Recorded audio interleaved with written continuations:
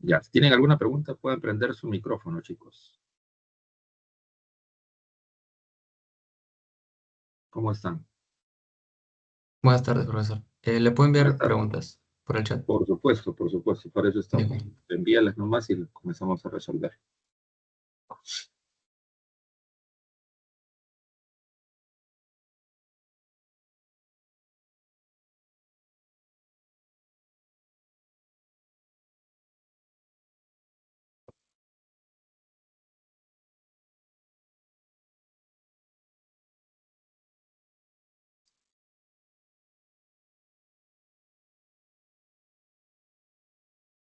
Si tienen alguna duda, a ver, Ahí está, vamos a profesor. empezar.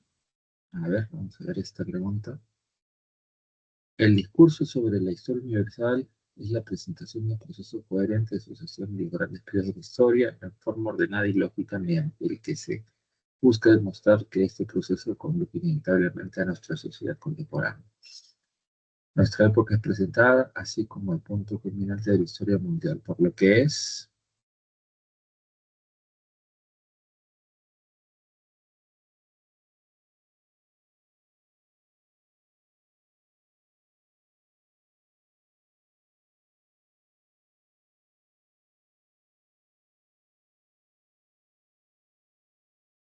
aquí sería la A, porque estamos magnificando y legitimando el proceso de la historia, en este caso la historia contemporánea, se está legitimando en este discurso, ¿no?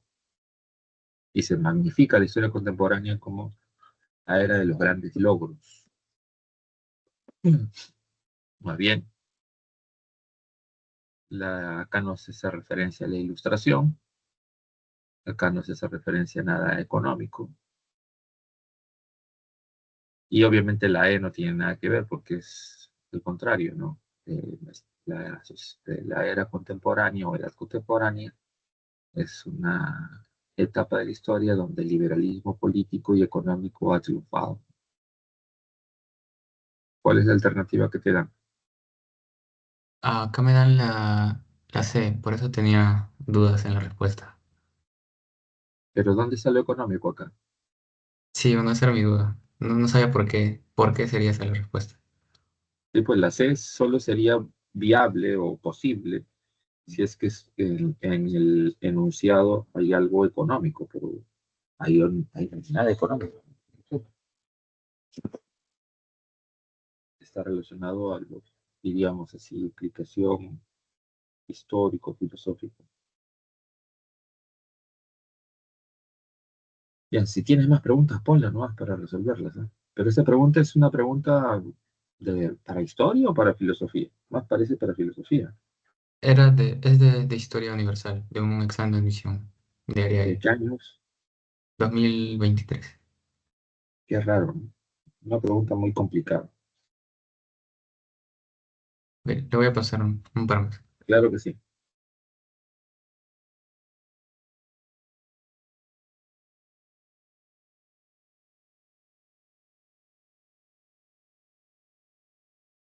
A ver. Implemen- Implementado en el virreinato peruano en 1700, el sistema de intendencias tuvo por objetivo principal aumentar la recaudación de impuestos en un contexto en que la monarquía hispana necesitaba aumentar sus ingresos sobre sus gastos militares. Y para ello debe tener el mayor control político y territorial. En ese sentido, se establecieron ciertas medidas. Ya, la uno no, porque, a ver, espérate, la 2 no tiene nada que ver con esto, la 3 sí.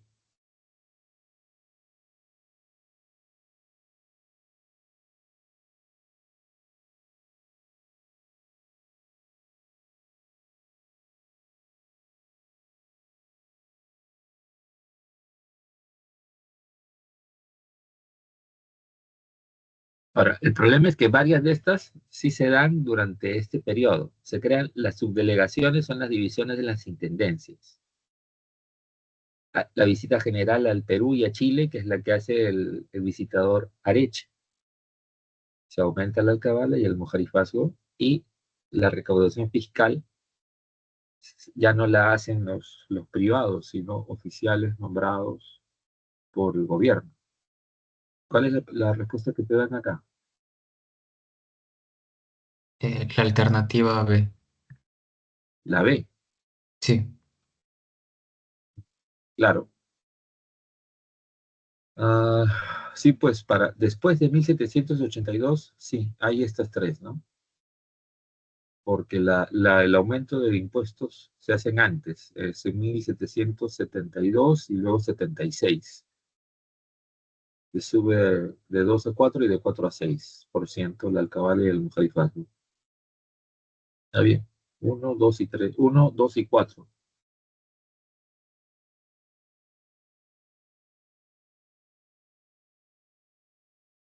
Porque si hablas de las reformas borbónicas, todo esto se hizo. ¿Ah?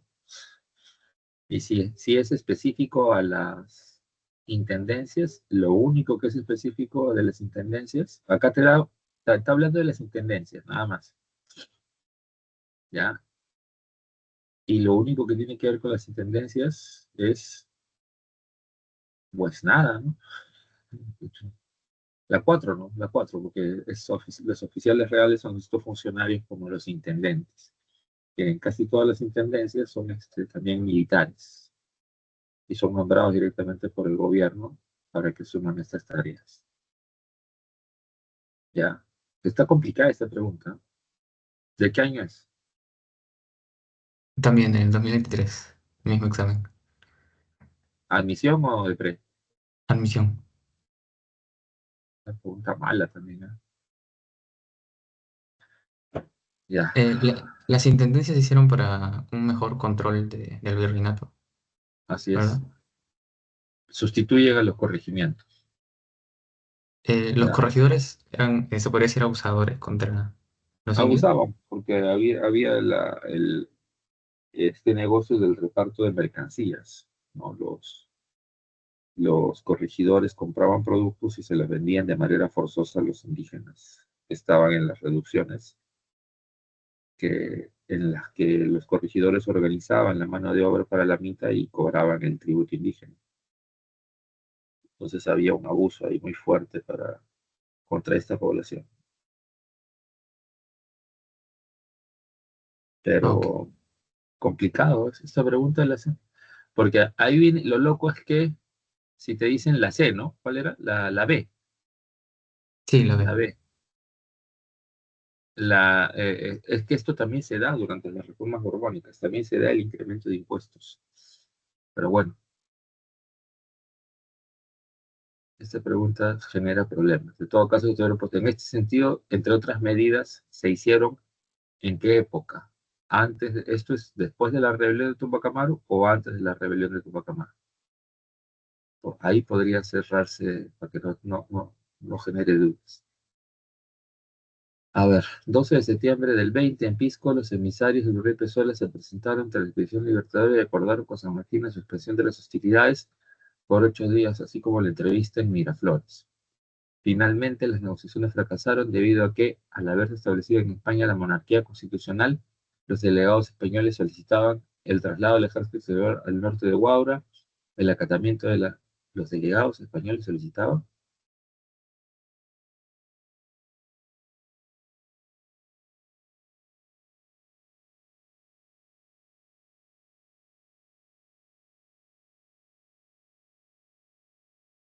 Acá hay varias cosas que generan duda, porque no se logra, o sea, cuando se establece esta monarquía constitucional, lo que le llaman la revolución liberal en España, ya no mandan los refuerzos y los que están negociando con San Martín proponen la conformación de una junta provisional, pero a Pezuela le dan un golpe de Estado. ¿Cuál es la alternativa que aquí te dan? La alternativa B. La B. Sí, Esta pregunta está mala. ¿De qué examen? ¿Del mismo examen? sí, del mismo examen. Uy, esas preguntas están malas. Son malas preguntas. Sí, porque sí, acá tuve genera, muchas dudas. sí, esta no hay, o sea, aquí pues el problema es que estos delegados españoles que están negociando con San Martín, ya, ni siquiera llegan a reunirse con San Martín, porque Pezuela le dan golpe de Estado. Y más bien lo que hace San Martín cuando se entera del golpe de Estado, propone San Martín una junta provisional y como ya no hay, Fernando VII ya ha sido destituido, que regresen las leyes de Cádiz, que es la Constitución de 1812. Acá lo que se descarta es la A, ya, la C y la E. ¿Y cuál te dicen a ti? ¿La D y la B? ¿Cuál te dicen? La B, ¿no? La B.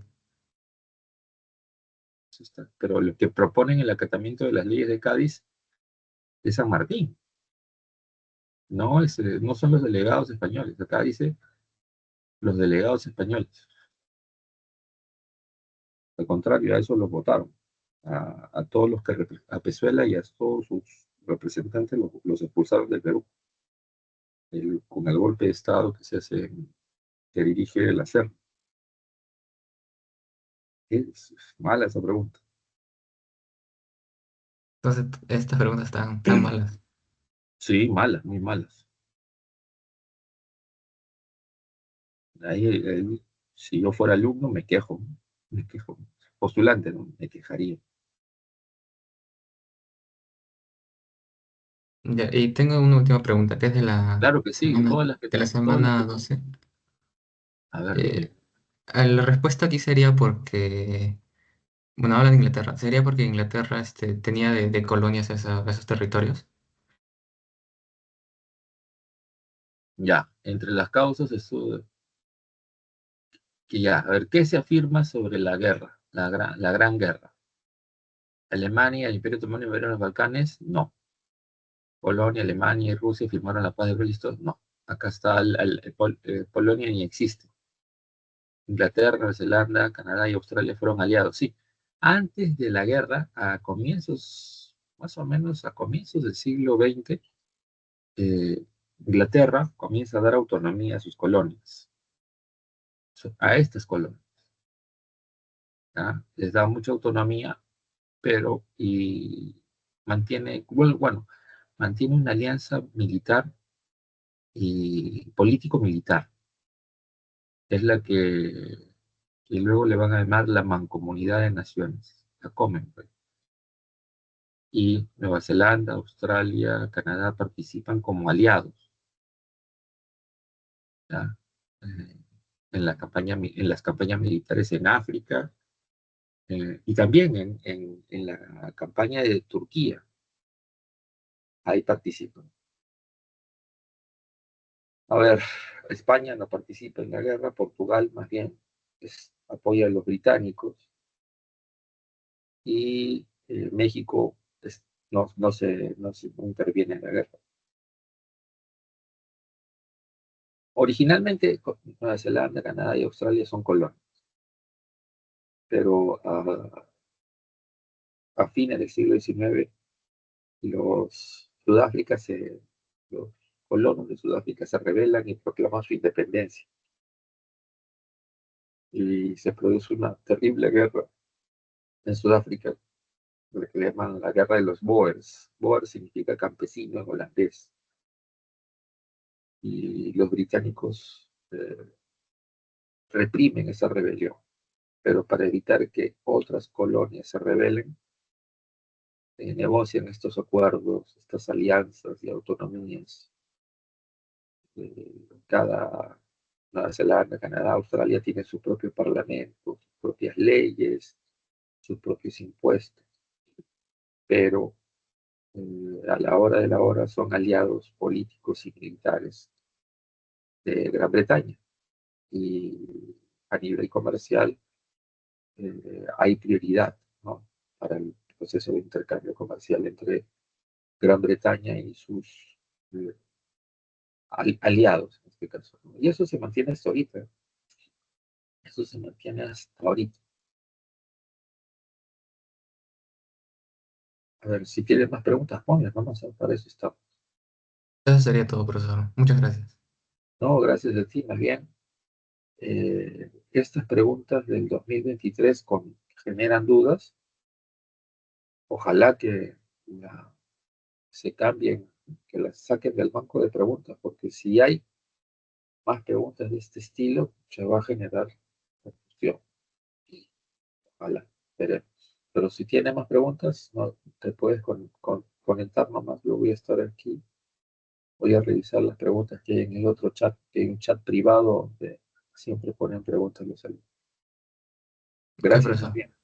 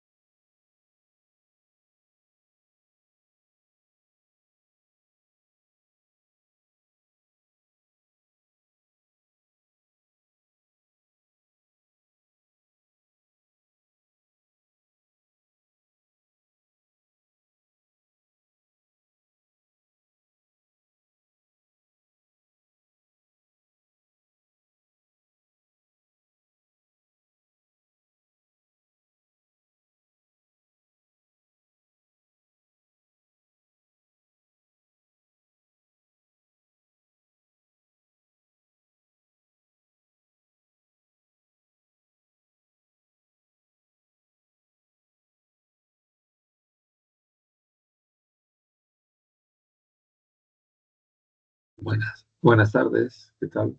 Maite, buenas tardes. ¿Qué preguntas tienes? Puedes hacer las preguntas para resolver las dudas que tengas. Puedes prender tu micrófono también.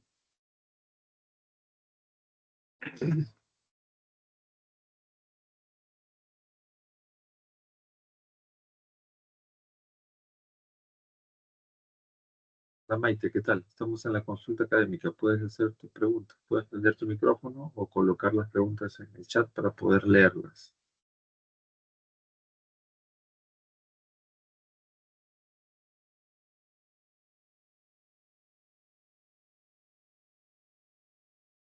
Pueden ser preguntas de cualquiera de las semanas que se han desarrollado a lo largo de este ciclo.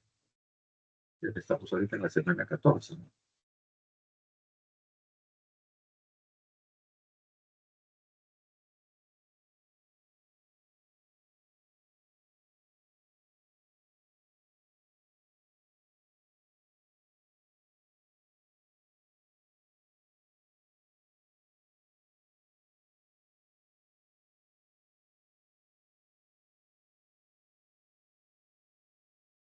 Maite, ¿me escuchas? Sí, ¿no? Puedes hacer las preguntas que tengas, las dudas que tengas. Mientras tanto, yo estoy revisando y respondiendo por el chat privado a los estudiantes que han dejado preguntas y no quieren que las lean. Contrato Grace. Muy bien, ahorita vamos a explicar. A ver, justo es de esta semana.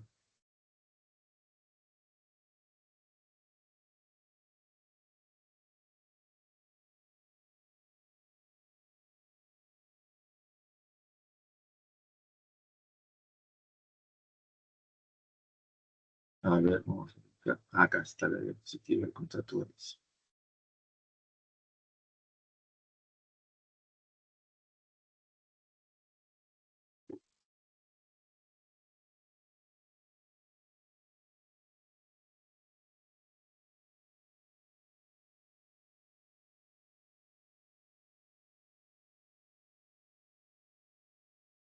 Que se ha rayado el sistema.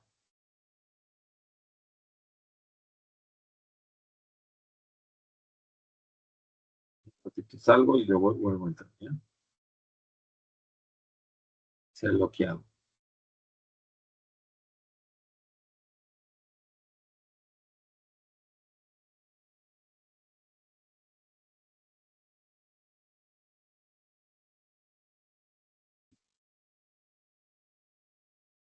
Ya. El contrato Grace surge de algo interesantísimo que tenemos que reconocer. Cuando empezó la crisis del guano, ya, cuando empezó la crisis del guano, el gobierno peruano comenzó a endeudarse para continuar varias obras, sobre todo las obras de los ferrocarriles, ya. Y esa deuda creció durante la guerra con Chile. Y al terminar la guerra, ya en el gobierno de Cáceres, ¿no? Después de la guerra con Chile, el Perú es un país muy débil, tiene muchos problemas económicos, no hay recursos, ¿no? Iglesias se le ocurrió imponer la contribución personal, la población indígena consideró como un retorno al, al tributo indígena, ¿no? Entonces hay revueltas, hay rebeliones, y como resultado de todo eso, eh, la inestabilidad es muy fuerte en el Perú. Entonces, ahí aparece un empresario eh, inglés, Michael Grace, que unifica a los acreedores que tienen bonos de deuda peruana. En la separata aparece el término tenedores de bonos, ¿ya? Entonces, estos tenedores de bonos se juntan y Michael Grace tiene muy buena relación con el gobierno británico y el gobierno británico presiona al gobierno peruano a buscar una solución que satisfaga a estos acreedores, tenedores, ¿no? Y el gobierno peruano termina firmando este acuerdo internacional que le llamamos Contrato Grace, ¿ya? Porque la Casa Grace esta casa comercial Grace inglesa que está en el Perú, es la que representa a estos tenedores de bonos, a estos acreedores que la mayoría son ingleses, pero también hay acreedores peruanos, ya norteamericanos hay un poquito, pero la mayoría son ingleses. Y en el contrato Grace, el Perú, el gobierno peruano entrega todos los recursos, servicios, negocios que están a cargo del Estado peruano, por ejemplo, los puertos, las vías férreas, las aduanas, los entrega para que la administren las empresas no, ligadas a la Casa Grace. Y los entrega por 66 años. ¿Ya? Estos tenedores de los bonos de deuda forman, crean, para administrar todos estos recursos, la Peruvian Corporation Limited, que es una empresa que maneja estos enormes recursos, ¿no? Imagínate, ferrocarriles, puertos, los telégrafos, distribución de agua y desagüe, puertos, la mayoría de puertos, las aduanas, todo eso lo administra la Peruvian Corporation. Y la entrega es por 66 años. Y el principal negocio son los ferrocarriles. Ahora, la Peruvian va a pagar, ya, va a pagar al Estado peruano una suma de dinero para que el Estado peruano se mantenga y al mismo tiempo pueda continuar las obras de los ferrocarriles. Por ejemplo, gracias al contrato Grace se termina la obra del ferrocarril central y las ampliaciones del ferrocarril del sur, ¿ya? Eso es el contrato Grace, es una cesión de los recursos de la administración y las utilidades que generan estos recursos al Estado peruano. Todo esto se le cede a, a, a la Casa Grace, que representa a su vez a los tenedores de bonos de deuda, y que para administrar todo eso separan y crean una empresa específica que se llama Peruvian Corporation. Luego, con el paso del tiempo, varias unidades productivas van a ser vendidas a otras empresas, ¿no? Por ejemplo, los principales compradores de empresas van a ser los norteamericanos, que van a comprar varias empresas y servicios que tenía la Perú. ¿Está claro? Ahora, por supuesto, Cáceres, que era el gran héroe de la resistencia, de la guerra contra los chilenos, al firmar este acuerdo, eh, es muy criticado y la prensa, la opinión pública lo va a tratar como traidor, como vendepatria, ¿no? Un gobernante sin carácter y que se entrega a los intereses de los británicos. Eso le pasó a Cáceres. Por eso cuando Cáceres quiso quedarse eh, después de la muerte de Morales Bermúdez, se produce un levantamiento popular y al extremo de que los civilistas se unen con los demócratas para derrocar a Cáceres. ¿Está claro? ¿Está claro o no está claro? Si no, dime si tienes alguna otra pregunta.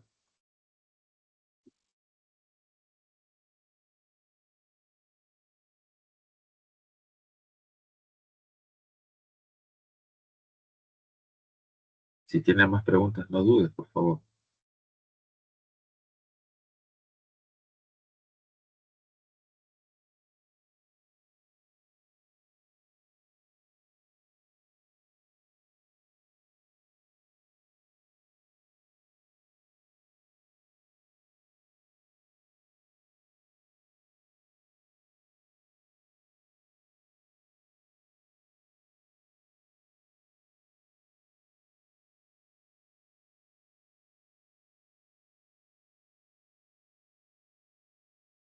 Claro, pero ahí no se está comercializando el guano, se entrega el guano. O sea, lo que hace el contrato Grace sobre el guano es entregar el recurso. Se entrega, o sea, acá está el guano, llévate el guano hasta un total de 3 millones de toneladas. Llévate el guano, tú ves lo que haces. O sea, no es solo el guano, ¿eh? Acuérdate, aquí está ferrocarriles, guanos, tierras, este, puertos, aduanas, servicios públicos como el telégrafo, abastecimiento de electricidad, gas, agua, todo eso. Se entregan todos los recursos.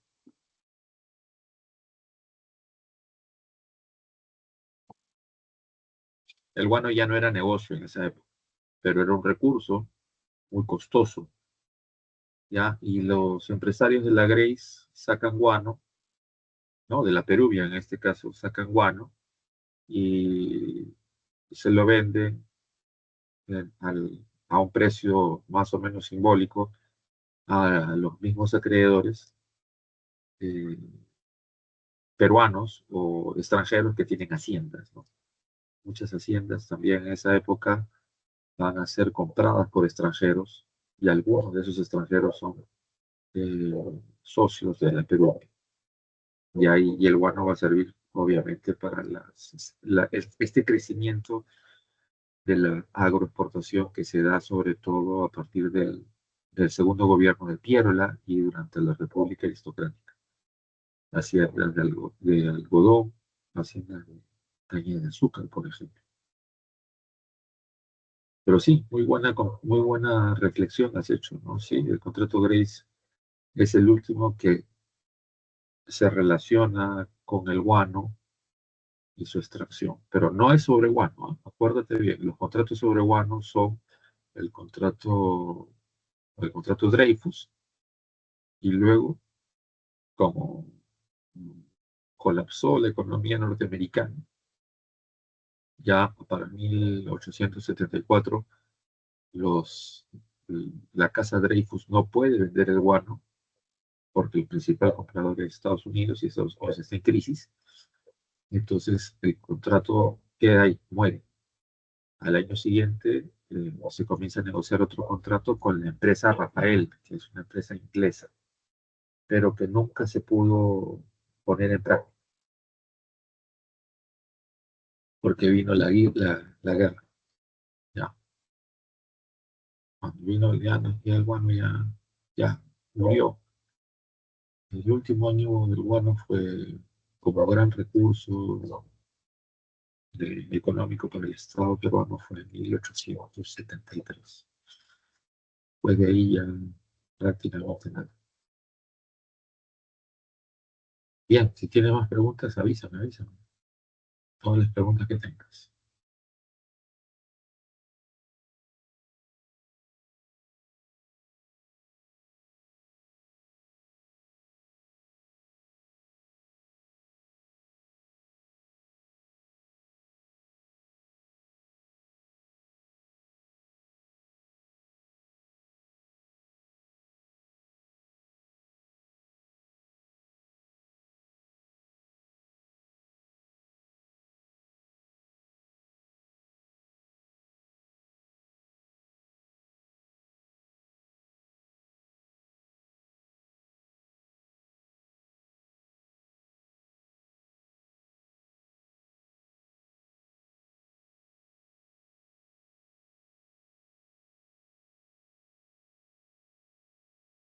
Leguía, ya, el gobierno de Leguía, ya, hasta ahí te has comido la I y la tilde. Ya, Leguía es un empresario, continúa con las actividades y el crecimiento económico del país. Sí, vamos a buscar la diapo. Acá está. A ver, después de la Primera Guerra Mundial, el gran vencedor a nivel económico, financiero, productivo es Estados Unidos. Estados Unidos crece bastante porque, a ver, Francia y Gran Bretaña se han endeudado con Estados Unidos, que les prestó dinero y les dio todo tipo de recursos de manera fiada, y Estados Unidos comienza a cobrar esa deuda. Gran Bretaña y Francia, para cubrir esa deuda, abren su mercado colonial, eh, permiten que los norteamericanos inviertan y compren recursos en sus antiguas colonias, eh, y encima Francia y Gran Bretaña le cobran un montón de reparaciones, montos muy altos de reparaciones de guerra a los alemanes.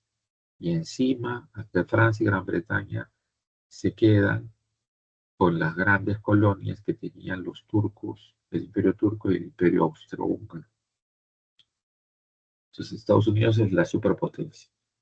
Y Leguía, que era empresario, se da cuenta del crecimiento de Estados Unidos, así que él, a partir de 1922, le comienza a dar concesiones a las empresas norteamericanas. Y la primera concesión es para la explotación de los nuevos yacimientos mineros disculpe, yacimientos petroleros en Piura. Por eso surge el problema que se le dice el laudo de París. Ya los ingleses se quejan de que el Perú no está cumpliendo con el contrato Grace. Y el Perú dice que no, que sí está cumpliendo. Y que tiene derecho el Perú a dar concesión de sus recursos al país que sea. Entonces, ante las quejas diplomáticas, el Perú y Gran Bretaña van a un árbitro que va a ser Francia. Y ese árbitro, en esta contienda específica de los pozos petroleros de Piura, el árbitro Francia falla, laudo significa fallo, sentencia, a favor del Perú. Ese laudo de París y la cesión de esas explotaciones petroleras a la International Petroleum Company de Estados Unidos va a significar el inicio de la llegada de la inversión norteamericana, y los norteamericanos a su vez van a ser los principales compradores de nuestros recursos y materias primas. ¿Ya? Así que el gobierno de Leguía, a partir de 1922 hasta que cae en 1930, depende casi en su totalidad de préstamos, de créditos, pero también de ventas y de la inversión a los Estados Unidos. O sea, los norteamericanos invierten para producir o extraer recursos. Por ejemplo, ya mucho antes, la Peruvian Corporation vendió,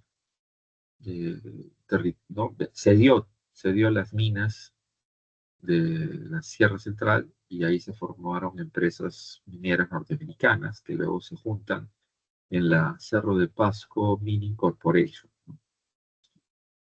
Que controla los yacimientos mineros y Cerro de Pasco y las fundiciones de La Oroya.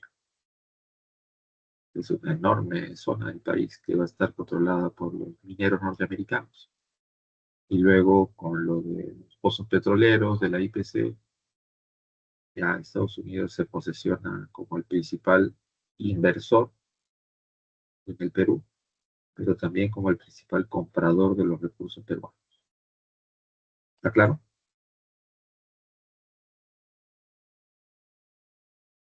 Claro, y justamente la, en la crisis del 29, ya acá hay un cuadro que lo he puesto en el PPT para entender esto, ¿no? Aquí hay varios cuadros. O sea, la crisis del 29 es la crisis de la economía norteamericana. Y como Estados Unidos es el principal país comprador de productos y materias primas, y a la vez el principal país que invierte en el resto del mundo, Estados Unidos entró en crisis, y eso significó que dejaron de invertir en el Perú, pero también de comprar nuestros productos. ¿ya? Y por eso entramos en recesión, caída de las exportaciones, ¿ya? Por ejemplo, acá podemos ver cómo se cae el precio, ¿ya? El valor de las exportaciones en dólares, ¿ya? Cómo se cae el precio de la plata, del cobre, ¿ya? Del plomo, del zinc, del azúcar, del algodón. Impresionante, ¿no? Es impresionante la caída. Y algunos productos ya no se recuperaron hasta la Segunda Guerra Mundial, ¿ya? Ahora, tomando como punto de partida el año 29, que fue el pico máximo de las exportaciones, cómo se va cayendo sistemáticamente en los años posteriores a la crisis del 29. Y aquí hay un gráfico. ¿Qué productos se recuperan? Hay algunos productos que ya no se vuelven a recuperar, ¿no? Hasta, repito, la Segunda Guerra Mundial. Y aquí, por ejemplo, en este gráfico estamos acá. Esta es la Gran Depresión. Depresión se llama por esto, pues, ¿no? Porque la caída. Este es en el caso del Perú. Esta es la subida constante del 27 al 29, 29, 30, 31, 32, 33, comienza a subir. Pero nunca se recupera hasta la guerra. O sea, esta subida otra vez es la Segunda Guerra Mundial. Termina la Segunda Guerra Mundial, otra vez otra caída. Y eso, si te acuerdas, provoca la crisis del gobierno de Bustamante y Rivera. Y vuelve a subir la economía por el inicio de la Guerra Fría. Y eso es lo que beneficia, por ejemplo, al gobierno de Odrío. ¿Ya? ¿Está claro?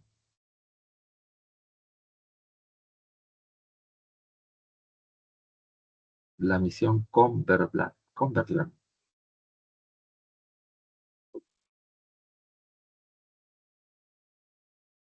A ver, lo que pasa es que todos estos gobiernos, en general, ¿ya? En general, estos gobiernos tienen, están íntimamente ligados a la inversión norteamericana, a la inversión extranjera, ¿ya? Así es simple. Eh, Ojo, por si acaso, la misión Cumberland habla de este político, William Cumberland, que es el que llega para la formación de varias instituciones y la reforma de la economía, ¿ya? Pero ojo, esto es posterior a Leguía. O sea, lo que hace Leguía es la creación, a ver, la misión Cumberland es la misión para organizar el comercio con Estados Unidos, ¿ya? Eso es en 1922. Ahora, ojo, cuando se dice que es un gobierno entreguista, un gobierno, es que lamentablemente somos gobiernos basados en la venta de recursos a los países de mayor poder adquisitivo y de mayor desarrollo tecnológico. Entonces, ¿cómo salir de eso? Pues, ¿no? ¿Cómo sales de esa relación?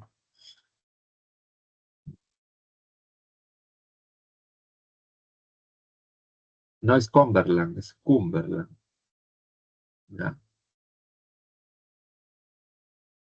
Y se da entre el 22 exactamente.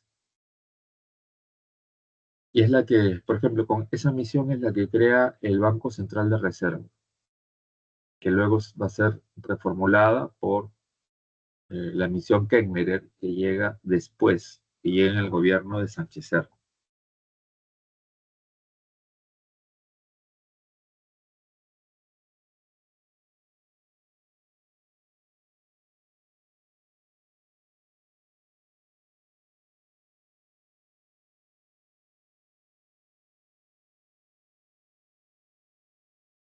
Voy a poner ahí en el chat el nombre, ya, ahí está, ese es el nombre exacto. Tiene el apellido de William Cumberland, que es el que vino a revisar las cuentas nacionales, las cifras, y recomendó varias medidas para fortalecer el sistema financiero, estabilizar la moneda, y todo eso termina creando o generando la creación del Banco Central de Reserva del Perú, que se crea en ese año, 1922. ¿Ya? Luego eso se va a reformar con la misión Kekmerer después de la crisis durante el gobierno de Sánchez Serra. Y ojo, varias veces han tenido misiones. Ahora, la misión Cumberland es una misión que vino en una época de crecimiento económico. Por eso muy pocos la mencionan, muy pocos la nombran en las clases. En cambio, la misión Kekmerer es la que vino en plena Gran Depresión, en plena crisis. Entonces, llegó en, en esta época, durante el gobierno de Sánchez Serra. Igual, para salir de esta crisis, de la, ¿no? que había generado el fin de la Segunda Guerra Mundial, pide ayuda a Estados Unidos y viene la misión Klein, ¿ya? Así que justo en esta crisis, en esta caída, llega la misión Keimerer y en esta caída llega la misión Klein, ¿ya? Para salir de la crisis. ¿Dependemos de Estados Unidos? Sí, como ahora dependemos de Estados Unidos más China, ¿no? Los dos países son los principales inversores en el Perú y compradores de nuestros recursos. ¿Qué otra pregunta tienes? Pregunta nomás.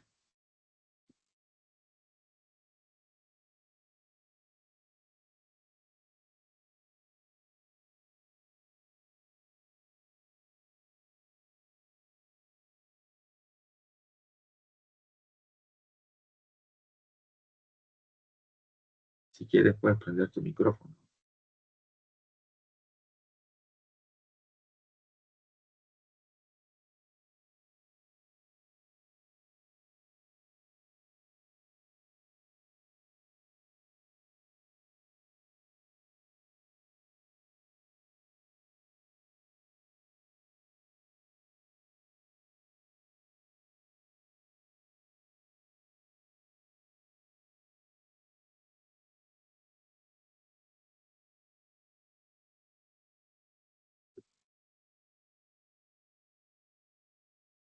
En la entrega del trapecio amazónico.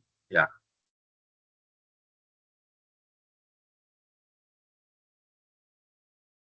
acá está. 1922 es el último año que el Perú entrega territorios, ¿ya? Después de la guerra con Chile, hasta el oncenio de Leguía, hasta inicios del oncenio de Leguía, no tenemos ninguna capacidad militar para poder enfrentarnos al expansionismo de nuestros vecinos. Todos nuestros vecinos nos han quitado territorio, todos sin excepción, ¿ya? Y en el caso de Colombia, en general, para la situación de la Amazonía, tenemos ese problema clave, ¿no? No está delimitado bien la posesión de estos territorios. Y además el Perú nunca se ha preocupado por tener una política de desarrollo de sus fronteras. Hasta ahora pasa eso. Entonces, de que estos territorios, debido al caucho, inclusive por acá tenía el mapa en el primer gobierno de Leguía, pasa esto también. A ver, por acá está. Acá está. En el primer gobierno de Leguía se termina generando este problema. Los reclamos diplomáticos de Bolivia por la zona de Acre y de Brasil por la zona de los valles de Yurúa y Purús. En teoría, esto estaba en el mapa del Perú, pero nunca hubo ni puestos fronterizos, ni ocupación, ni actividad económica de los peruanos. En cambio, por el caucho, los bolivianos y los brasileños ocuparon territorio y no había ninguna resistencia. Ya, años después va a pasar lo mismo con esta zona, el Valle del Putumayo. El Valle del Putumayo y eso que está ahí en el mapa, ¿cómo le llamamos? El trapecio amazónico. Ya, este es el trapecio amazónico. Acá está. Ya, y lo único malo de acá es que la única ciudad peruana que tenía población permanente y crecimiento era Leticia. Incluso a Leticia le decían la capital del caucho. Pero al no tener ninguna conexión directa con el territorio peruano, hubo un problema grave. Terminó pasando a la cesión territorial de Colombia que se firma en el Tratado Salomón-Lozano. ¿Ya? Y en este caso, la zona de Sucumbíos, ya terminó cediendo la Colombia a Ecuador.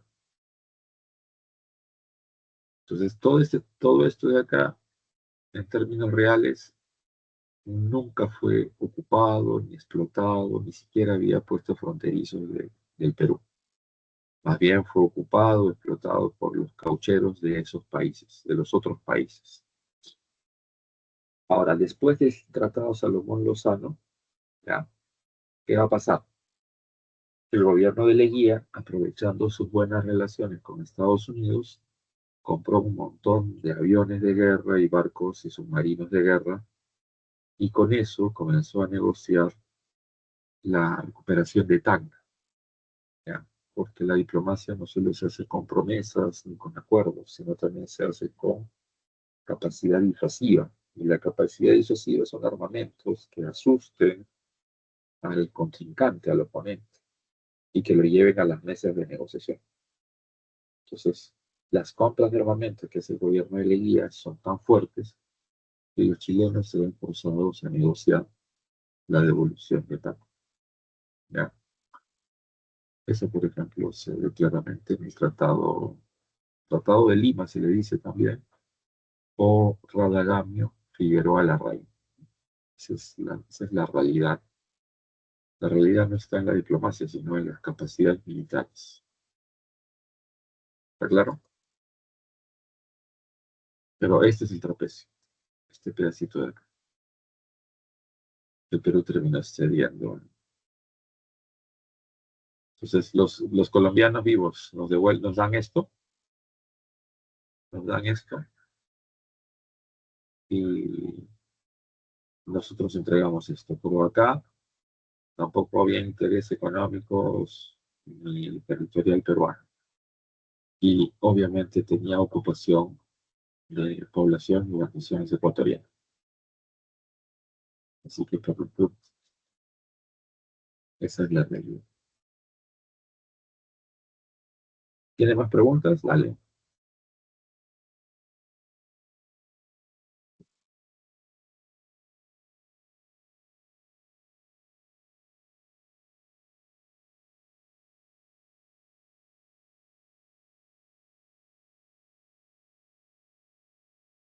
Si tienen preguntas, las pones nomás ahí, o prendes tu micrófono. Y voy a revisar el chat privado porque hay varias preguntas que han dejado.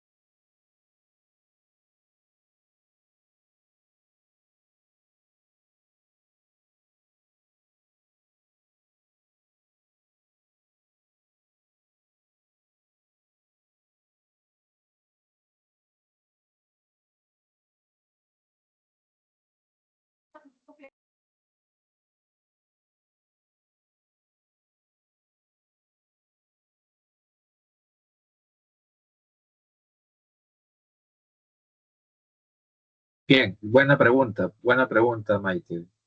A ver, el APRA, estaba revisando los chats, espérate un ratito. Ya, regreso acá a ver el chat de ustedes. Sí, el APRA, ya, se forma en el Perú en 1924 y el APRA es un partido de orientación socialista que plantea, obviamente, como igual que el Partido Socialista que fundó Mariátegui años después, una lucha contra el capitalismo, contra el imperialismo, la gran propiedad, pero no es una reforma agraria. No, no, no, no. Lo que quieren ellos es nacionalizar las tierras, que todo sea del Estado. ¿Ya? La reforma agraria es una propuesta que implica darle la tierra a los campesinos sin tierra. Y ese debate recién se da en los años 50 y sobre todo en los años 60, en la década de 1960, con las propuestas de leyes que se dan entre 1962 al 65, ¿ya? Pero es bastante posterior, 40 años después. Más bien, el APRA y el Partido Socialista lo que quieren es nacionalizar todo, que el Estado sea dueño de todo, ¿ya? Reforma agraria, repito, es entregar la tierra a los campesinos, que es lo que hará Velasco después, ¿ya? ¿Está claro? No tiene nada que ver con las ideas socialistas del APRA o de Aya de la Torre o de Mariátegui. Ellos lo que quieren es esto, mira, acá está, nacionalizar, o sea, que sean propiedad del Estado. En cambio, la reforma agraria es que en lugar de grandes haciendas hayan pequeñas o medianas propiedades y que todos los campesinos tengan propiedad. Hay una gran diferencia. ¿Está claro? ¿Está claro, Maite? Ya. Buenas tardes, José Stevens. ¿Qué pregunta tienes? Puedes ponerla en el chat o puedes prender tu micrófono.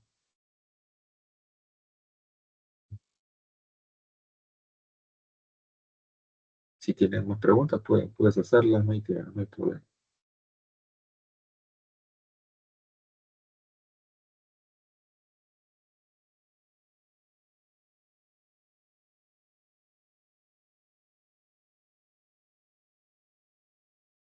O si estás o si estás conectado, puedes hacer alguna pregunta, puedes prender tu micrófono si gustas.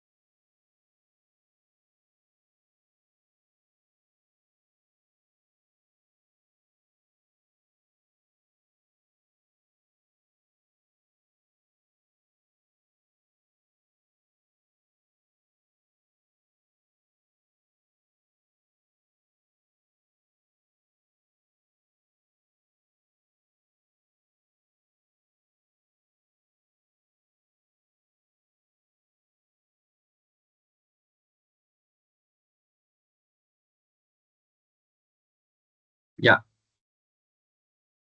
José justo hace unos minutos estaba explicando.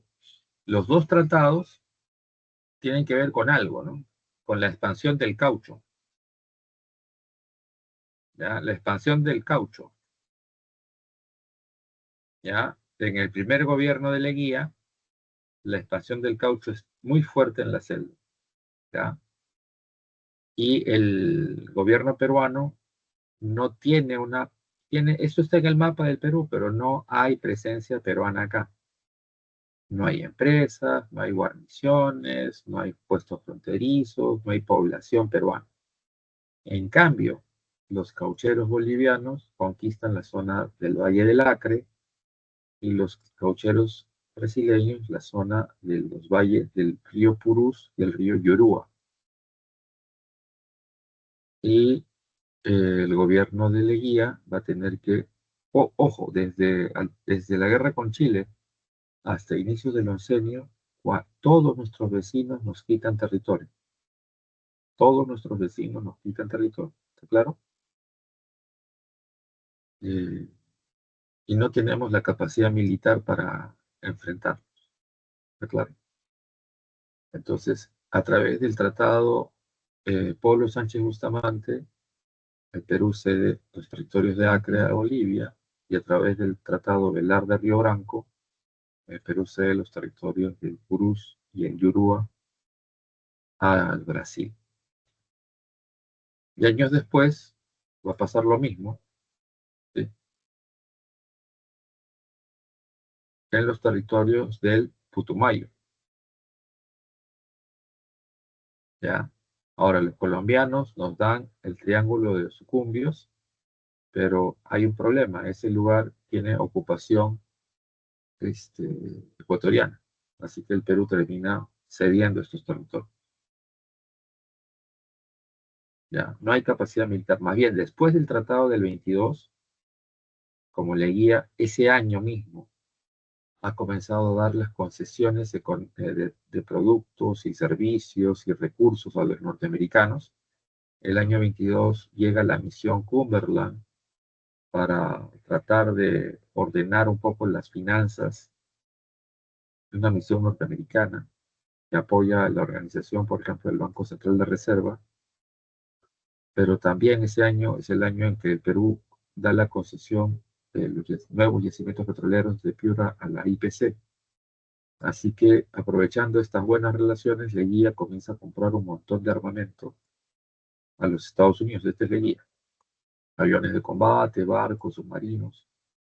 Y con esa capacidad militar se sienta a negociar con Chile lo que ahora conocemos la recuperación de Tacna. Ya, o sea, antes de eso no hay, el ejército recién se está reorganizando. En el segundo gobierno de Pierola se trae la misión militar francesa, pero va a tener un impacto muy lento para organizar un ejército más o menos decente y enfrentar cualquier amenaza militar. ¿Está claro? Pregunta nomás, ¿eh?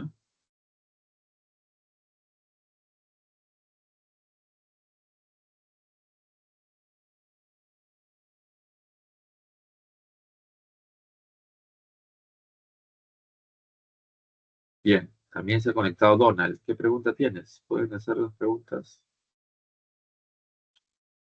Pueden si las tienen ahí en imagen, pueden poner para revisar. Sí, Profe, buenas tardes, sobre el oncenio de Leguía, ¿podría hacer un breve resumen? no, no. A ver, espérate, no voy a repetir la clase. Lo que tienes que hacerme preguntas de algún tema específico, así como están haciendo tus compañeros sobre los partidos políticos, los tratados diplomáticos. ¿Qué cosas quieres? La caída de Leguía, ¿qué temas? Acuérdate que en la separata hay un montón de temas. ¿Cuál es el tema que te parezca más necesario? Por ejemplo, acá Maite ha preguntado lo del la caída de la República Aristocrática. Eso es en 1919, las constantes marchas y protestas ya generan algo, ¿no? Leguía se lanza a las elecciones en 1919, pero el día de las elecciones las marchas y protestas son tan fuertes que no se produce la votación. Y más bien lo que hace Leguía con su partido, el Partido Demócrata, que tiene apoyo de los obreros y los estudiantes de Lima, literalmente hace un golpe de Estado civil. Y Leguía asume la presidencia de la República y lo primero que hace es disolver el Parlamento, un autogolpe, convocar a un nuevo Parlamento y para ahí, con ese nuevo Parlamento, hacer la nueva Constitución y sus reformas. Paralelamente a eso, tienes las protestas de los indígenas. Y Leguía, uno de los puntos centrales de la campaña electoral del 19 de Leguía es que él va a legalizar las tierras de las comunidades para evitar que les quiten sus tierras a los indígenas, porque esa es la causa de las revueltas indígenas. Ya. Muy buena pregunta, Maite. Eso es justamente la república aristocrática y es su partido gobernante, el partido civil ya perdió credibilidad. Entonces, al Y, perder credibilidad y fuerza, pues obviamente buscan otra alternativa y esa alternativa va a ser la de Leguía. ¿Ya? ¿Alguna otra pregunta? ¿Qué pregunta tienes, Donald? Pero puedes prender tu micrófono o poner tu duda por escrito, así como están haciendo tus compañeros.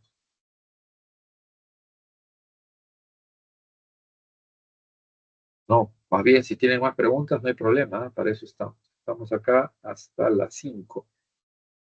Mientras están pensando, buscando sus preguntas o ordenando sus dudas, yo voy viendo el otro chat porque hay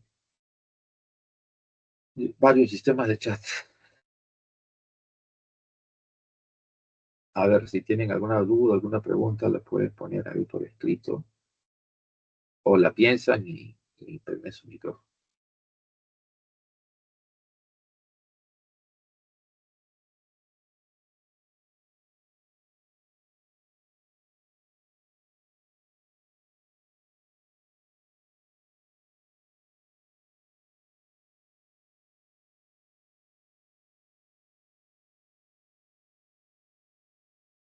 A ver, la ley de ferrocarriles de Candamo. El gobierno de Candamo duró muy poquito, ¿ya? Le alcanzó para inaugurar el tranvía eléctrico, el primer tranvía eléctrico del Perú, y que la ruta era Lima a Chorrillos, iba por la avenida Arequipa, ¿ya? Eh, la ley de ferrocarriles que se Candamo es una ley para promover la inversión privada peruana o extranjera para la creación, construcción de vías férreas en el Perú. Ya más, la idea era que las empresas extranjeras vengan y hagan sus ferrocarriles y cobren su pasaje. Y cobren, ¿no? Si hay carga o pasajeros, ellos cobran. Esa es la idea. Una idea muy liberal para esa época, porque hasta ese momento quien hacía los ferrocarriles era el gobierno, ¿ya? Pero Candamo propuso una idea que es muy positiva, ¿no? Que cualquier empresa que quiera hacer su ferrocarril, que lo haga y que cobre el pasaje, ¿no? Que cobre lo que cuesta el pasaje o el transporte de la carga. Esa es la idea de, de la propuesta de Candamo, de la ley de ferrocarriles de Candamo. ¿Ya? ¿Está claro? Piensa en más preguntas para poder resolver.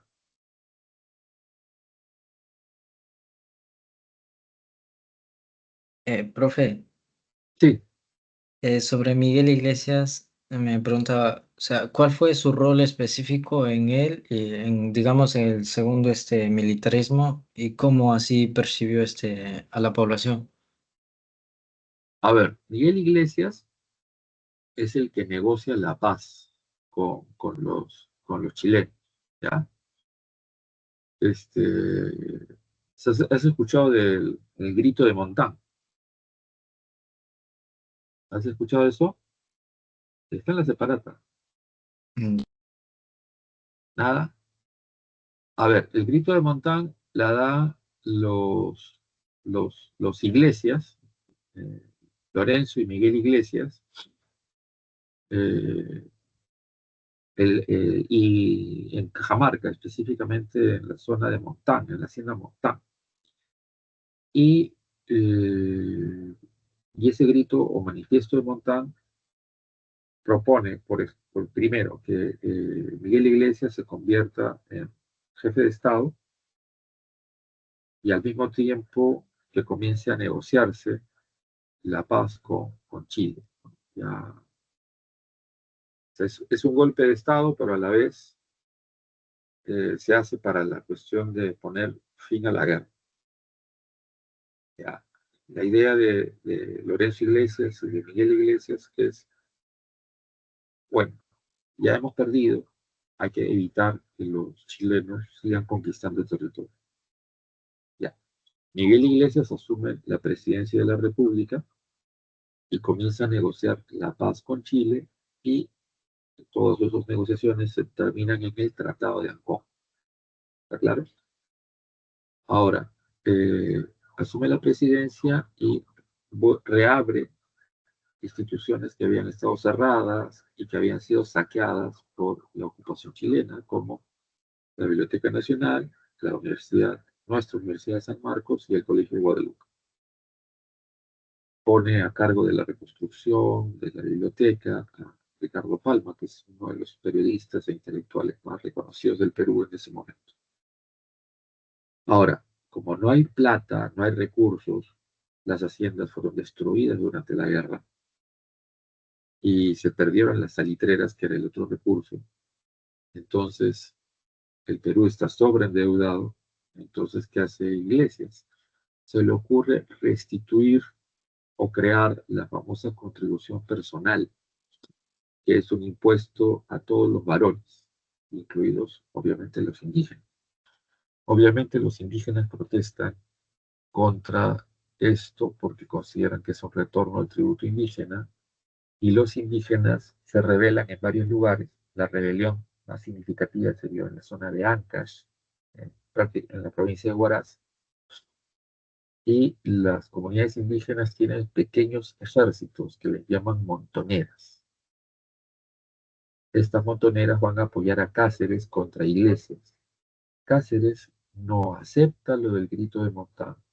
Cáceres no acepta las negociaciones de paz con Chile y Cáceres se opone al Tratado de Ancón y mantiene una guerra civil contra Iglesias y va a tener Cáceres el apoyo de las montoneras y Cáceres les promete eliminar la contribución personal. Ya, al final, Iglesias es derrotado. Una derrota muy fuerte va a ser en Guaripampa, donde las montoneras asedian a las tropas de Iglesias hasta derrotarlas y hacerlas retroceder. Iglesias tiene que renunciar al gobierno, Cáceres asume el gobierno. Pero Cáceres no cumple con eliminar, más bien, traiciona a las montoneras, no cumple con eliminar la contribución personal, ¿no? Y las montoneras en algunas zonas mantuvieron su estado de rebeldía contra Cáceres durante varios años más. Esa es la cuestión de Iglesias, ¿no? Iglesias tiene que salir del Perú cuando lo triunfan las tropas de Cáceres, Iglesias sale del Perú, no le quedaba otro. ¿Ya? ¿Qué otra pregunta tienes? Por ahora no, profe. Gracias. No, qué ocurrencia, por eso estamos.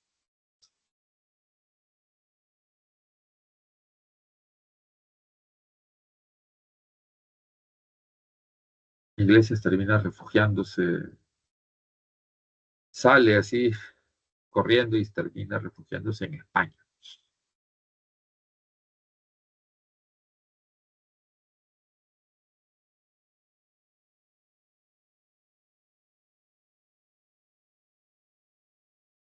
Y recién regresa a Iglesias al Perú, después de que Cáceres es derrocado por Piérola, y Cáceres también termina refugiándose, pero en Francia. Y Iglesias regresa al Perú y participa como senador por Cajamarca y eh, durante varios periodos hasta su muerte, ¿no? Hasta que termina muriendo de viejito. Bien. ¿Alguna otra pregunta, jóvenes? Ahora que están conectados José Stevens, Donald y Maite.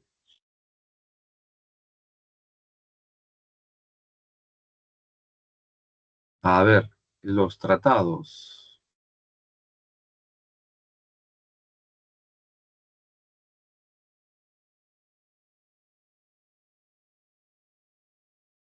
El tratado con Bolivia.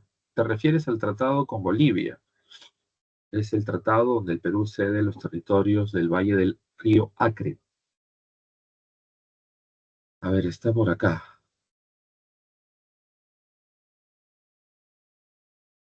Acá está. Ya. Es este el tratado que cede estos territorios.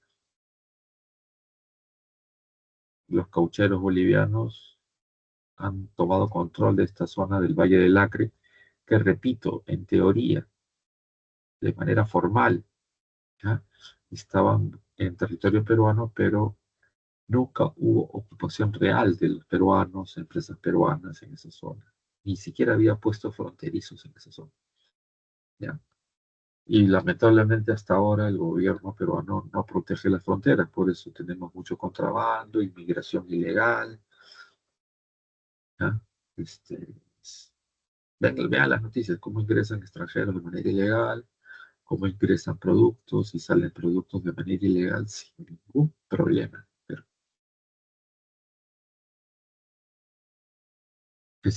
eso no se ha corregido a lo largo de los años.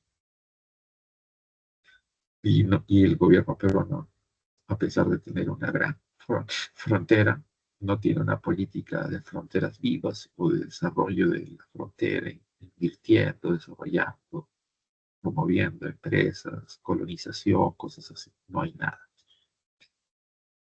Fíjense ustedes cualquier mapa político del Perú actualmente y van a ver que casi no hay ciudades importantes en la zona de frontera, ¿ya? Y como resultado, la penetración a lo largo de muchos años de actividades económicas de países vecinos.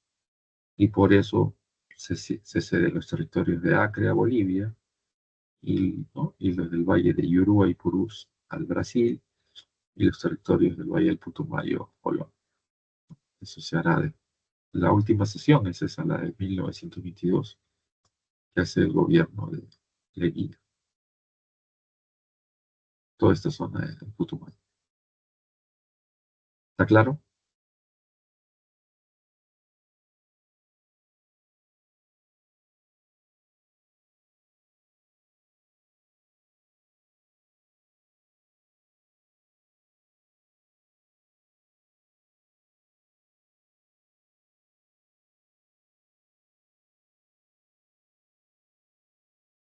Rumimaki. A ver, espérate, acá está, acá está.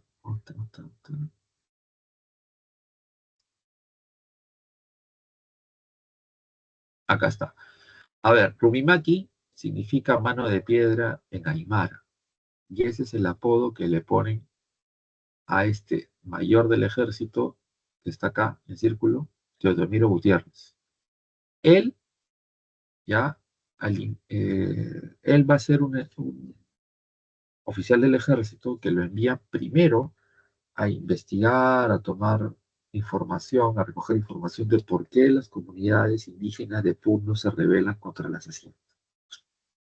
Él hace su informe, lo eleva al gobierno, entrega su informe, sus trabajos de campo a la Asociación Proindígena, e incluso su informe al detalle que eleva al gobierno tiene recomendaciones diciendo de que esos problemas con los indígenas se terminarían si es que el gobierno les da la propiedad de la tierra a los indios y los indios pueden negociar directamente con los hacendados o con los mineros.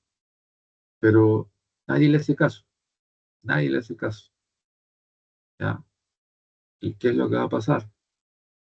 Las rebeliones continúan y en 1915 otra vez rebeliones y como él ya conocía la zona, el alto mando del ejército lo manda a él y a su destacamento a reprimir la rebelión.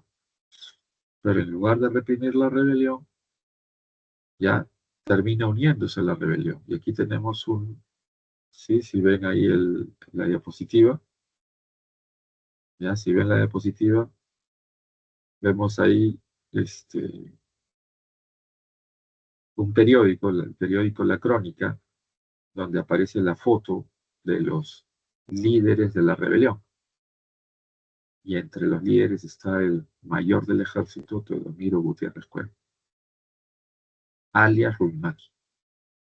¿Ya? Incluso en esta reunión, en este evento de los líderes, plantearon reconstruir un Estado federal, el Tahuantinsuyo, estos mitos milenaristas que tiene la población indígena, tomando de manera romántica, de manera ideal, lo que fue el Tahuantinsuyo.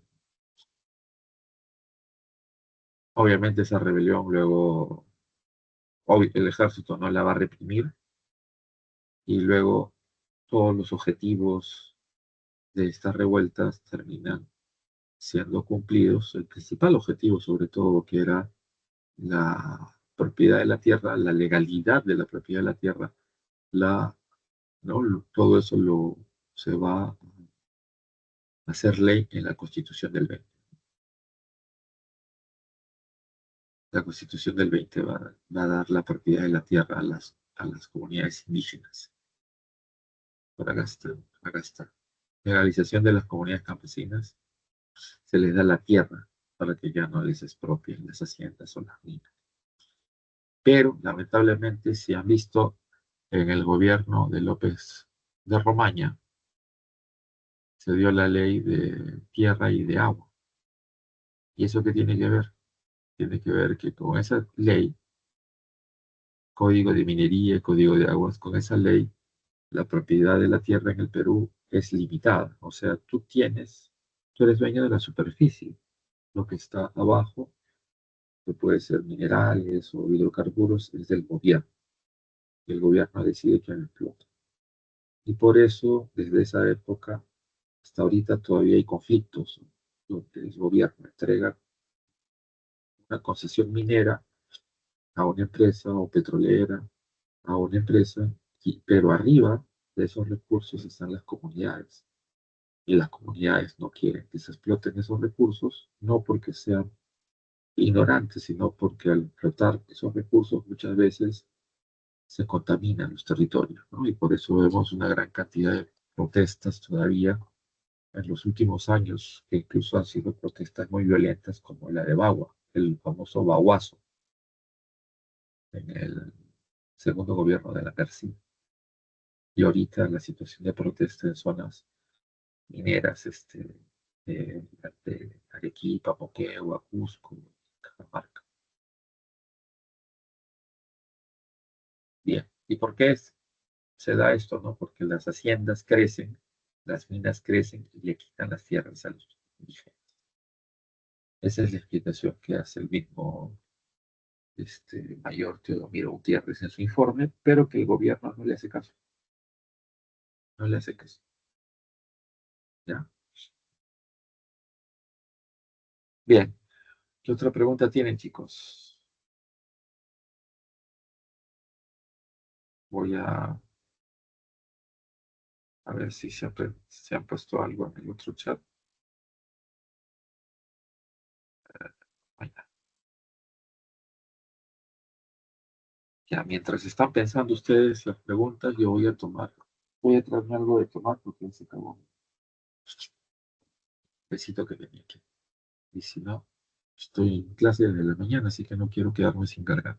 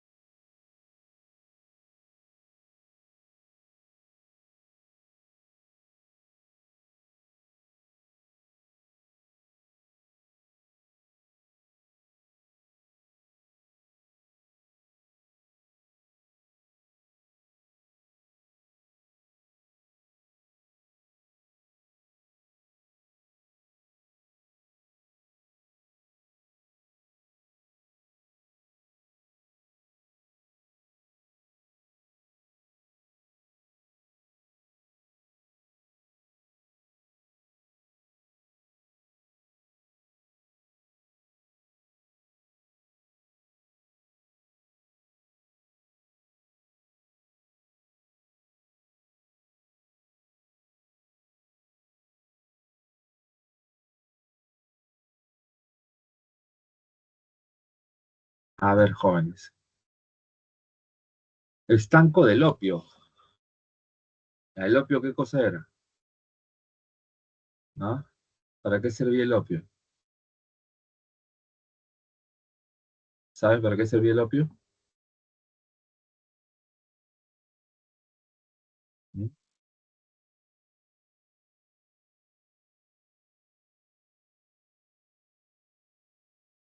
Como narcótico.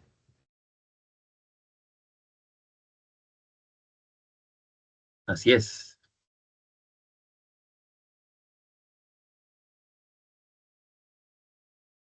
Ya. Justamente como producto de alto consumo,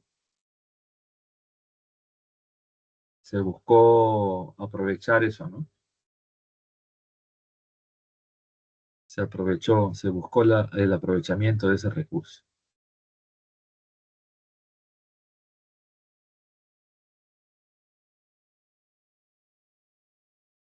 Esa fue la jugada. ¿Y qué es el estanco? Entregar a una sola empresa, la comercialización, el expendio, la venta del recurso. Hay estanco de sal y el estanco de opio. Y ojo, el opio se vendía formalmente y no solo el opio, varias drogas. Y incluso había fumaderos de opio legales.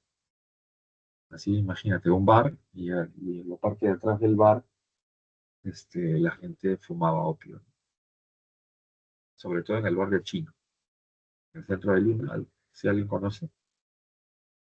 Los fumaderos de opio estaban en el centro de Lima y también en La Victoria, ahí, pero sobre todo en el centro de Lima, en lo que sería la zona de Mesa Redonda, barrio chino, Mesa Redonda. Ahí donde ahora hay chipas y grandes tiendas, ahí también en esa época habían casinos, bares, burdeles y fumaderos de opio. Toda esa zona era un poquito malladita. ¿Está claro?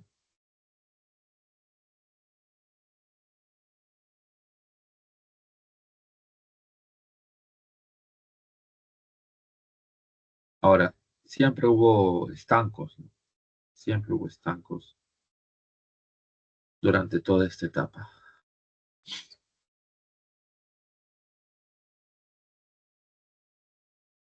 Más bien, las drogas comienzan a hacerse ilegales después de la Primera Guerra Mundial. ¿Ya? Después de la Primera Guerra Mundial comienza a haber una política de prohibición en muchos países de drogas y en Estados Unidos, además de las drogas, se prohíbe la venta y consumo de alcohol. Alcohol, no sé si han escuchado eso. Terrible, ¿no? Acá nunca hubo prohibición hasta después de la Primera Guerra Mundial. En los años 30 comienza a darse leyes de prohibición, 30, 40. De manera ya clara, ya hay prohibición de todo tipo de drogas después de la Segunda Guerra Mundial en el Perú. Pero en otros países empieza antes, y en el primer país que comienza a prohibirse de todo es Estados Unidos. Bien, ¿alguna otra pregunta, jóvenes? Ya que siguen conectados José, Leonardo y Maite. Leonardo, buenas tardes. ¿Qué preguntas tienes? Puedes prender tu micrófono o poner las preguntas que tengas en el chat.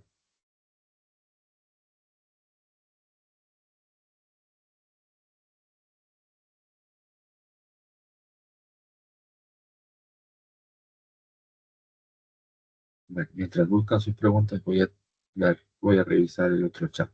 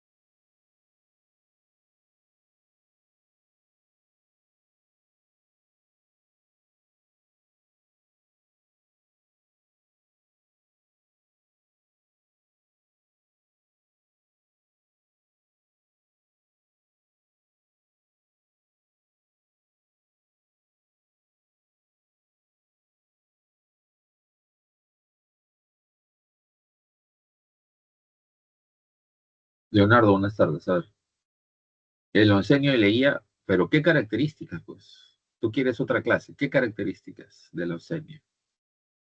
Políticas, económicas, sociales. ¿Mm? ¿Cuáles?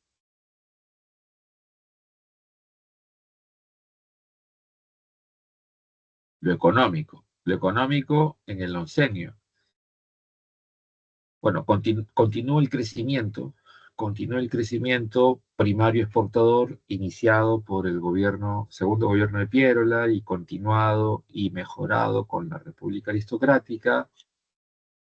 Y encima, Leguía aprovecha la gran demanda del crecimiento de la economía norteamericana y a partir de 1922, a través de una serie de medidas como el convenio con el gobierno de los Estados Unidos de la cesión de los pozos petroleros, de los nuevos pozos petroleros descubiertos en Piura a la International Petroleum Company, que es una empresa norteamericana, y al mismo tiempo, en el mismo año, 1922, la alianza económica con Estados Unidos que se materializa en la misión Cumberland, que es una misión que viene a apoyar al Perú a nivel financiero y genera, por ejemplo, la creación del Banco Central de Reserva. Entonces, eso es importante, ¿no? Y en 1922, por ejemplo, Leguía, al entregar los nuevos yacimientos de petróleo en Piura, vamos a un arbitraje internacional, porque los ingleses no quieren eso, ¿no? Los ingleses quieren que esa concesión de esos nuevos yacimientos se entregue a empresas inglesas, pero Leguía insiste en entregarle al gobierno, a las empresas norteamericanas. Así que el Perú somete esa decisión a un arbitraje y el árbitro es el gobierno francés. Por eso se dice laudo de París. Laudo significa fallo o sentencia de París. Ahora, económicamente el Perú crece bastante por por la demanda de productos de la economía norteamericana, ¿no? Estados Unidos en esa época tiene su despegue económico. Ya en los años 20, los gringos le llaman los locos años 20, ya porque es la época de un crecimiento alucinante de los Estados Unidos, la gran industria. Ahí es donde Estados Unidos se convierte en la superpotencia, ¿no? Después de la Primera Guerra Mundial, Estados Unidos es sin lugar a dudas la máxima vencedora, la máxima potencia económica, financiera e industrial. Y los norteamericanos compran bastante los recursos peruanos, ¿no? Caucho, azúcar, lana, algodón, café, tabaco, cacao, petróleo, minerales de todo tipo. Dependemos directamente de los Estados Unidos. Casi todos los productos que se generan en la economía peruana se van a Estados Unidos. Y a su vez, la mayoría de empresas privadas existentes en el Perú tienen capital norteamericano. Los británicos que controlaban la economía debido al contrato Grace se han ido retirando y vendiendo sus acciones a los norteamericanos. Entonces, dependemos de Estados Unidos para la inversión, pero también para la compra de nuestros productos. Esa es la cuestión. Ese es la gran. Ahora, ojo, hay muchas obras públicas, nuevas irrigaciones, gran cantidad de obras públicas, de inversión en infraestructura, pero todo con mucha corrupción. Hay mucha sobrevaluación en las obras. Ahora, era un gobierno también muy corrupto. Leguía, cuando le dan el golpe de Estado, lo meten preso y lo comienzan a investigar y se llega a la conclusión de que él no robó, pero sus ministros, los funcionarios de su gobierno, sí robaron bastante. ¿Ya?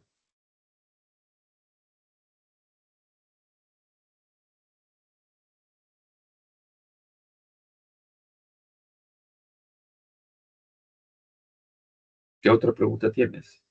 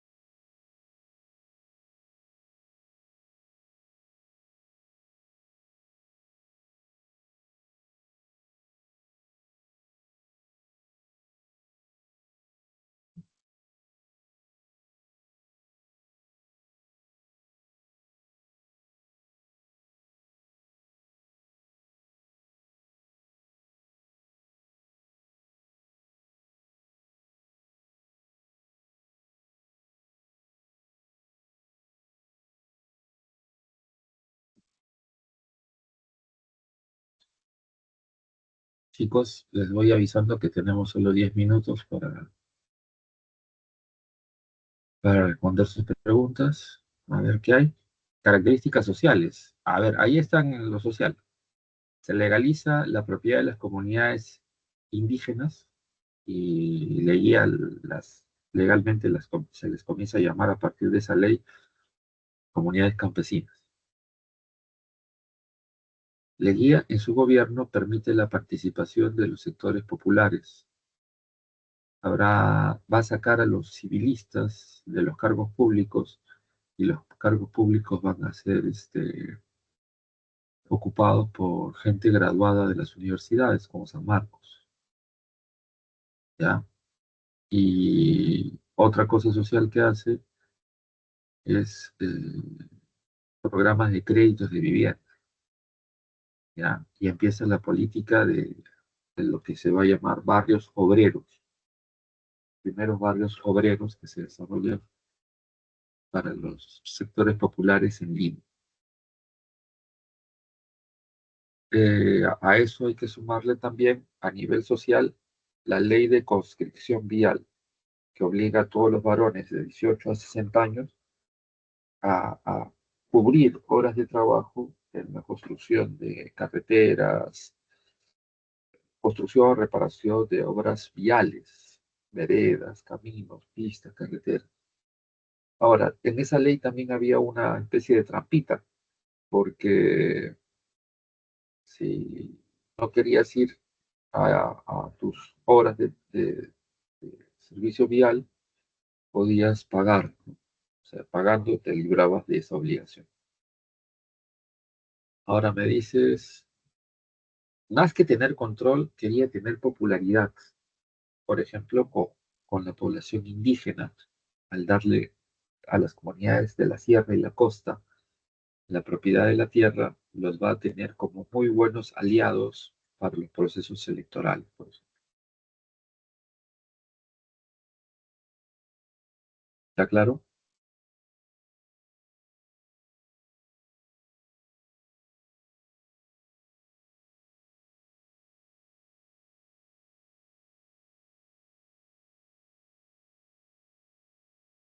¿Alguna otra pregunta?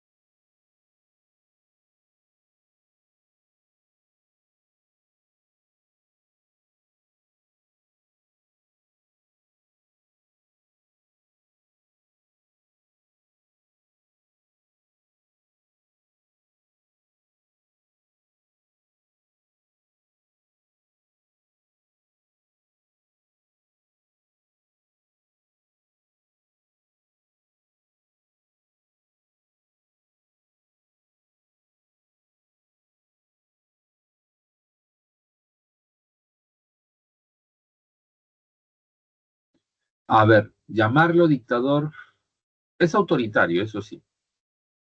Ya, es un gobernante autoritario, pero dictador difícil porque, a ver, hubo elecciones, permitió la creación de los partidos de masas con, ¿no? con ideas socialistas que plantean, por ejemplo, estatización, confiscación, nacionalización, por ejemplo, ¿no? Ahora, lo que sí le interesaba controlar el Parlamento, por eso hace el autogolpe y convoca, cerrando el Parlamento y convoca nuevas elecciones. Eso sí, ni hablar, ¿no? Eso sí está bien claro, pero de ahí a llamarlo dictador es difícil. Es un debate entre los historiadores, ¿sabes? Diré que gente de altísimo nivel se anda peleando por eso, porque no queda claro si fue o no un dictador. Esa es la tragedia de la historia. El Poder Judicial no lo controló porque hubo investigaciones judiciales contra los funcionarios de su época, pero sí controló el Parlamento. Y por eso logra, la Constitución del 20, él la modifica para poder reelegirse.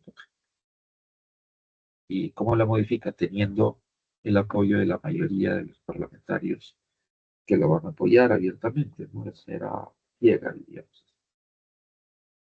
Entonces sí controla, eh, no todo el poder, no es Fujimori, no es Odría, no es Sánchez Cerro, pero está cerca, ¿no? Está cerca, está cerca.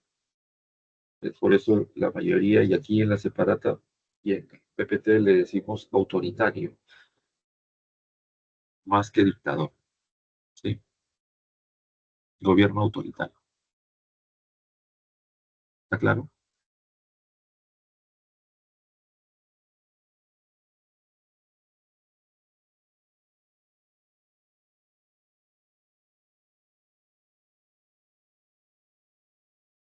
No, gracias a ti por las preguntas y por conectarte, a pesar de que ya es la tarde, la gente ya está cansada, pero ustedes tienen que seguir estudiando si es que quieren avanzar.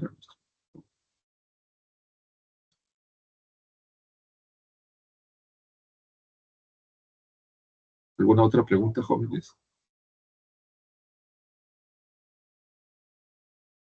Nada, ¿está todo claro?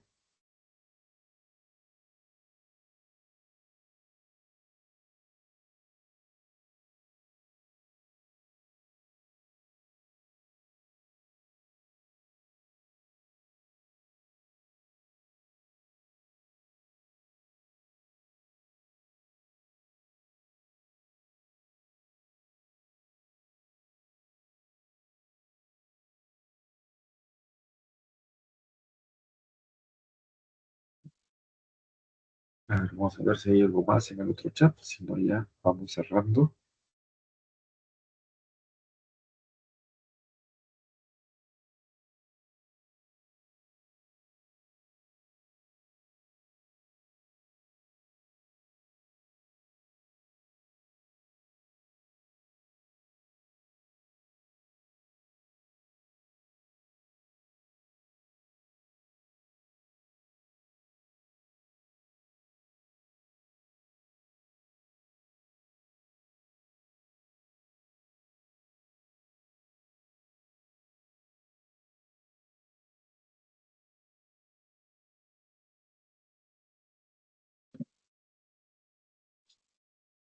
A ver, ¿qué más?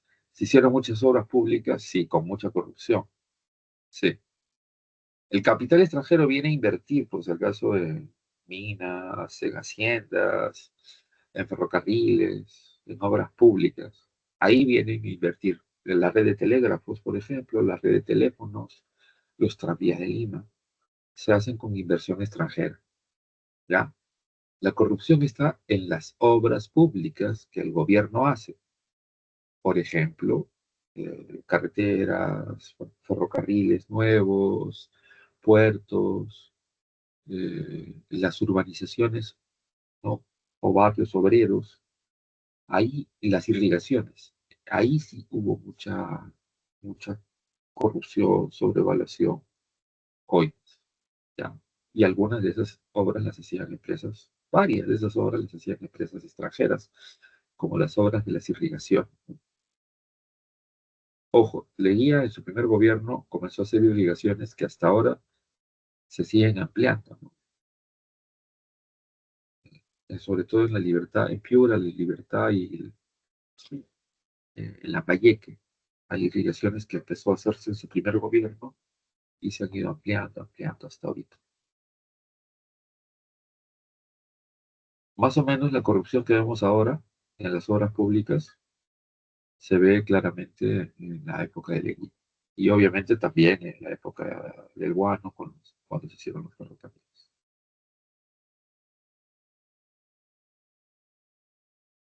Bien, si no hay más preguntas, acá nos quedamos jóvenes. Gracias más bien por su participación, por haberse conectado.